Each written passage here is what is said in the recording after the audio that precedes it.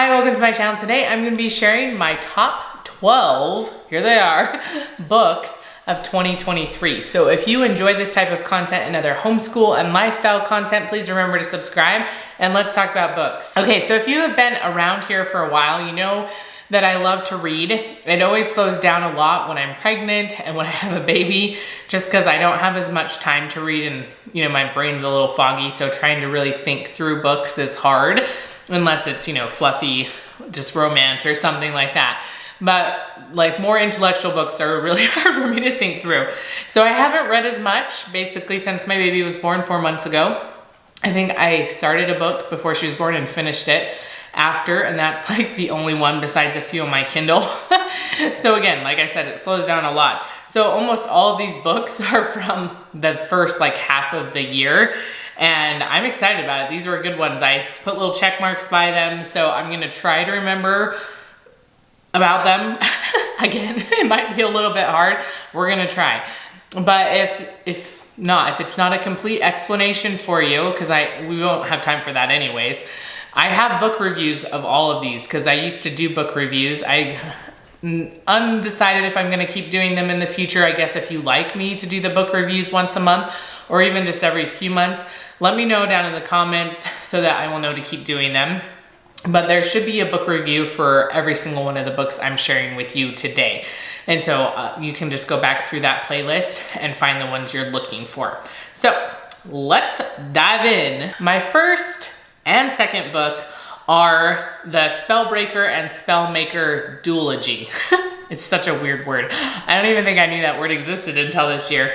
But I really enjoyed these. I feel like someone on here recommended them, but I liked them a lot. I'm not generally a fantasy person, and I wouldn't say these are super fantasy. Like, I don't love Harry Potter or anything like that. I know my husband was astounded too when he found that out. But they sort of fall into that realm. It's a magical world, but it's in Regency time, so it's kind of fun. And I love Regency romance.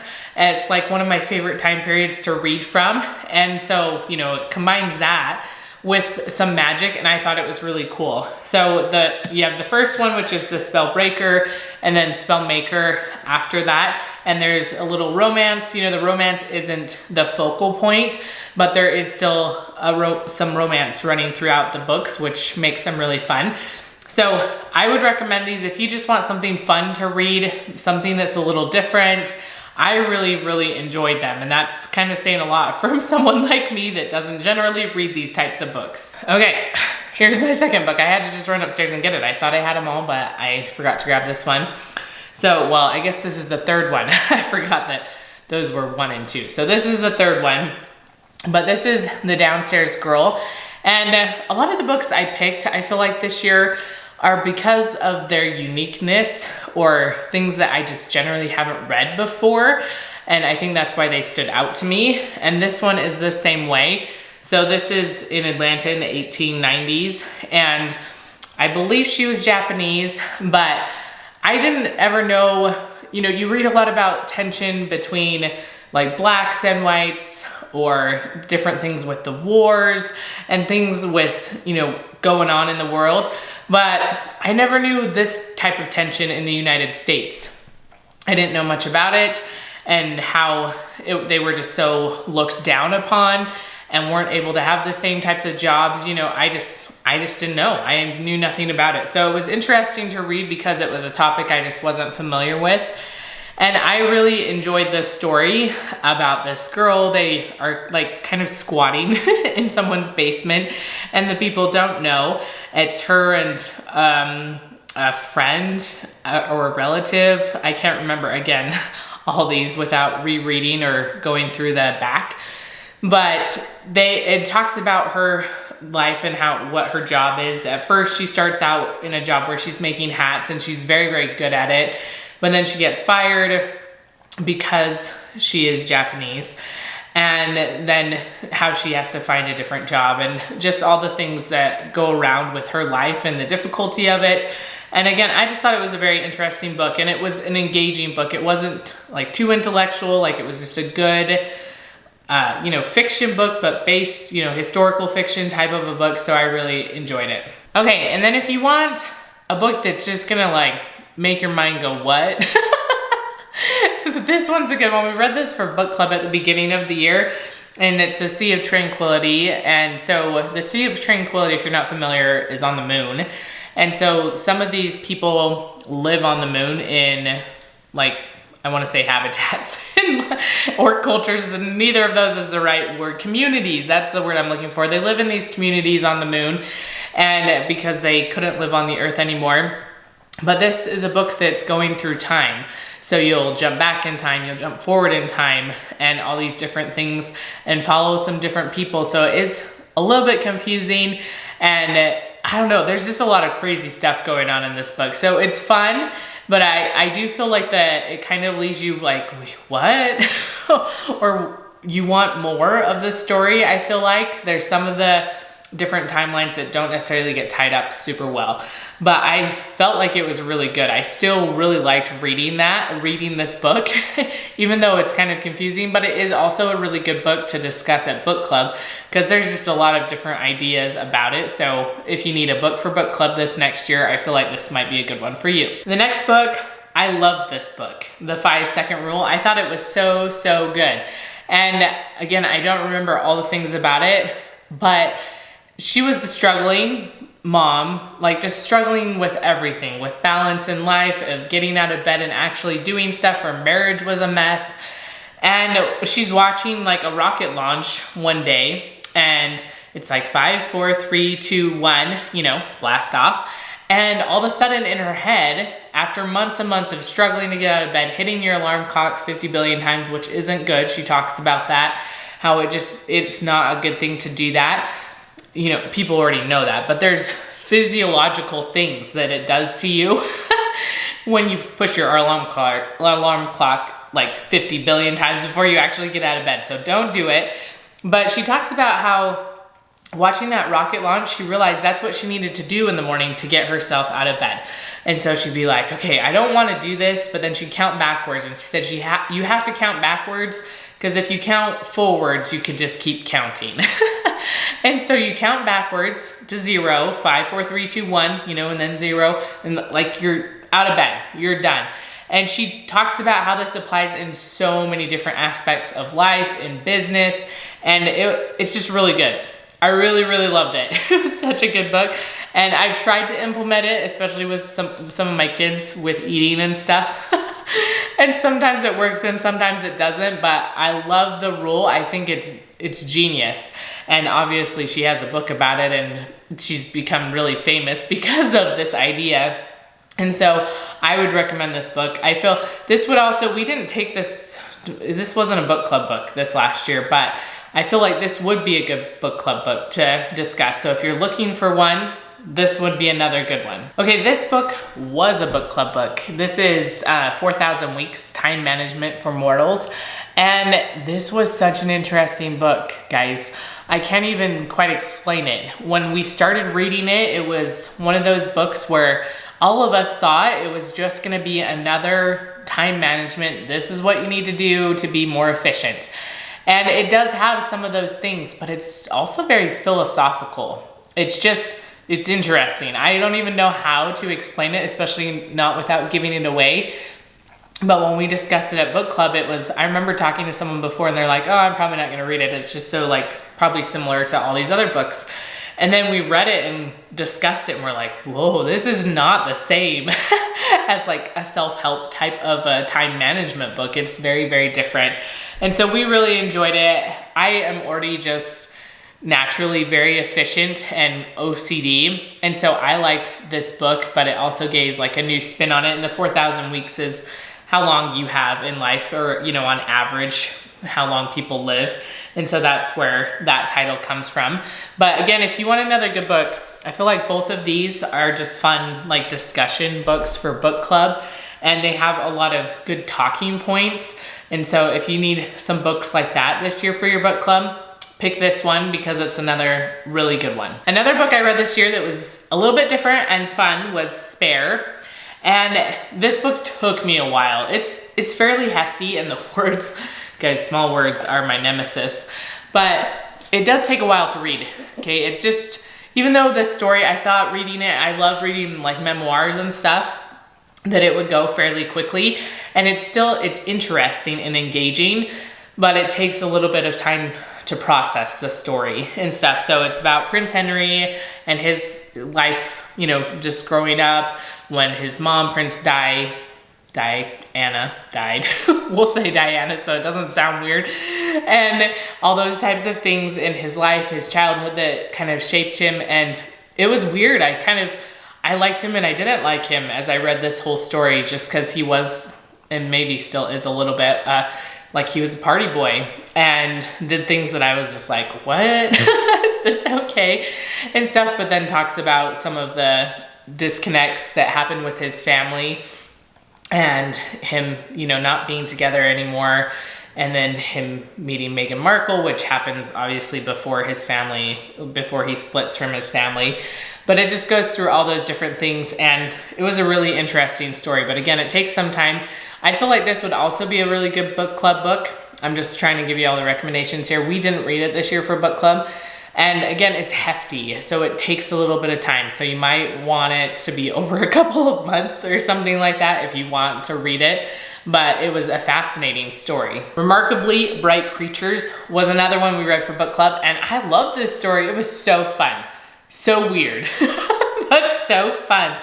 It was just interesting that like this octopus, it's not quite living, but it is like, it has the thoughts of the octopus in the story with like normal people, you know, and them talking and just going through this life of the octopus in an aquarium. And then also this life of like a young man and how he's tied into this community that he doesn't even know how he's tied into the community. And it was just a very fun story. And this older woman who is connected to this boy as well. And it's just interesting. It's when you read, to be honest, when I read this description of it and it talks about this octopus, Marcellus, a giant octopus living at the aquarium and how he's like talking, you know, it's his thoughts basically. I was like, what? Like, this sounds really weird. But then it's so interesting, and the older woman cleans the aquarium, excuse me, and then gets injured and can't do it. So this younger man, he's probably still in his 20s or something, but he ends up cleaning it, and just all the connections between everyone. It's just really fun. And learning more about an octopus that I didn't know. It was fun to learn. Another book that was interesting to read was The Vanishing American Adult. And in my review of this book, I did talk about how I didn't love the writing of this. This is my husband's book, and he's an economist, and it's written, I believe it's a politician, Ben Sass. Anyways, so it's written a little bit more that way, and a little bit more research heavy, not crazy. And so it just wasn't my favorite writing, but the topic was spot on. I love it so much. And just again, how we're not allowing kids to grow up. We're not pushing them to grow up. We're not giving them opportunities. He talks about going on like trips instead of like just vacations all the time, you know, and really experiencing and understanding the world instead of just like, oh, I'm just here on vacation. And, you know, that's easy. Oh, yeah, I go to Mexico on vacation, but you don't really know anything about what's actually happening there in that country. And I think this is important, and it's pertinent, especially in my life right now, because my husband and son are in China, and for my husband's job, and he's teaching over there, and it's not a vacation. It's a trip, and you're starting to understand culture, and your eyes are open to a different part of the world, and that's really good for kids. And he just talks about some of those types of things that are disappearing and how kids aren't growing up, right? So there's not, the American adult that we've seen in the past is not the one of the future, because there's just so much happening where kids are kind of being babied and not forced to grow up and to become an adult. So I really enjoyed this book. Again, the writing is a little bit harder, at least for me, but the topic is something I'm very, very passionate about. Okay, I haven't been mentioning what book we're on. This is number 10, so we have 2 more after this. But this one was so fun. This is Mothering by the Book. My friend recommended this, and it has a lot of like homeschool book recommendations in here that I think are really great. She teaches all of her points from a literature perspective. So like overcome the fear of being alone through journaling, and the literature companion is Pride and Prejudice, and talks about, you know, some thoughts that she had while reading Pride and Prejudice that deal with this chapter topic. And I just thought it was a really interesting way, first of all, to write a book, and then second of all, like if you're into a little bit more of a literature-based homeschool, if you want to do homeschool that way, then I feel like this is a good option for you. It gives a lot of book suggestions. At the end of each chapter, there's some for ones you could read to your kids, some that you could read on your own, you know, that are a little bit more adult related. And I just thought it was a fun approach, but also just a really good resource. If you're looking for some really good, solid, mostly classic literature, then I feel like this might be a good book for your homeschool. Okay, if you want a fun book to read, The Bodyguard, I feel like is a really fun book. This was a book club book. I didn't go to that book club. I feel like it was like right around when I was having my baby or right before. But Catherine Center, I'd never heard of her before, but I've read a few of her books since, some of them on my Kindle, and I've really enjoyed them. The only little thing is language. This one, I feel like it wasn't as bad. They're like, uses of like the F word kind of language, which is definitely not my favorite. I try to steer away from those types of things, but there's a few of her other books that I read had way more language than this one, but it's just really fun. I believe like she's the bodyguard, so it's fun, like little switch there, not a man being the bodyguard. And then he is popular. I think he's an actor. I can't even remember exactly. And so then she's protecting him, you know, so you get the love story there, and it's just a lot of fun. And her other books were fun as well. You know, I feel like they're really well written with having like actual life problems and solving those and just different things that are going on, and not just like, here's this romance, it just happens and it's amazing. Like, you know, there's problems, there's issues and things that they have to work through. So I really enjoyed reading her. The last book I wanted to mention is the most recent one I finished, but that was still 4 months ago, is Essentialism. And I raved about this book in a book review thing that I did probably a couple months ago. And I really love this, the disciplined pursuit of less, and just talking about how we need to look at our lives and see what truly is essential. And those are the things that are the most important. And at the beginning of this is my favorite part probably of this book, of how we expend our energy. So many of us are this way. We have energy and then all the things going all the ways constantly, and how our energy needs to be a little bit more focused. And that's how we truly find value in life. When we're just going little bits of us all over the place, it's just, we don't like it.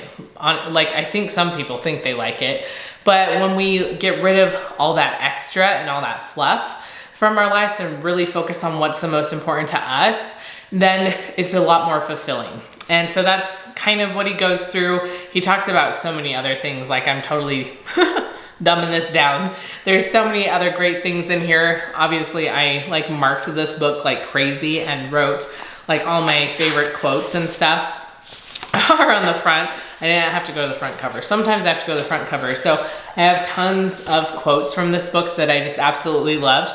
This would also be a really good book club discussion book if you want something that's really, really more like intense discussion. I feel like this would be a good one. Okay, those are my top 12 books for 2023 because I couldn't pick just 10.